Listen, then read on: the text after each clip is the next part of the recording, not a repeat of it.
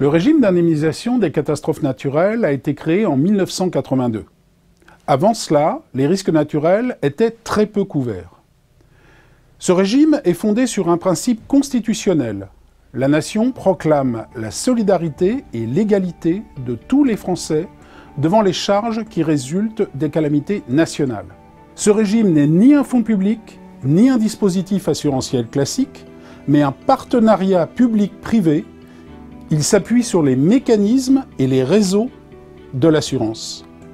Il a rendu possible une couverture généralisée et efficace pour tous les biens, ceux des particuliers, ceux des entreprises et ceux des collectivités territoriales, et pour tous les périls naturels qui ne sont pas spécifiquement assurés.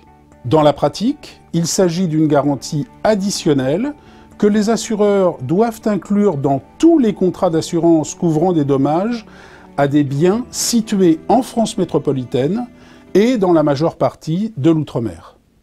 Grâce à cette mutualisation, ce régime permet la prise en charge des dommages matériels directs causés par des risques naturels à un coût supportable par tous. En contrepartie de leur obligation de couverture, les assureurs ont la possibilité de se réassurer auprès de la Caisse centrale de réassurance, CCR.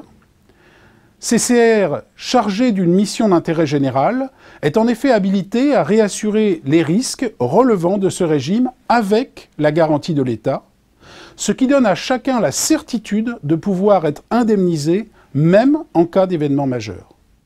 Le régime d'indemnisation des catastrophes naturelles contribue largement à la résilience des territoires en permettant une réparation rapide des biens endommagés. Mais tout système d'indemnisation n'est efficace qu'en lien avec des dispositifs préventifs. C'est la raison pour laquelle la loi de 1982 a aussi instauré les plans de prévention des risques, les PPR. Les communes peuvent ainsi agir avant la crise grâce aux PPR, pendant la crise grâce à leur PCS et après la crise grâce au régime CatNat. Deux conditions sont nécessaires à la mise en jeu de la couverture catastrophe naturelle. L'une d'ordre public, l'autre d'ordre privé. La commune doit avoir été déclarée en état de catastrophe naturelle par un arrêté interministériel publié au journal officiel. Par ailleurs, le bien sinistré doit être assuré par un contrat dommage aux biens, incendie, vol, dégâts des eaux, multirisques, etc. Donc pour conclure, dans le cas d'une commune, cela signifie que tous les biens qu'elle possède doivent être couverts par un contrat dommage aux biens, qu'il s'agisse des bâtiments ou des véhicules, pour être également couverts par la garantie légale catastrophe naturelle.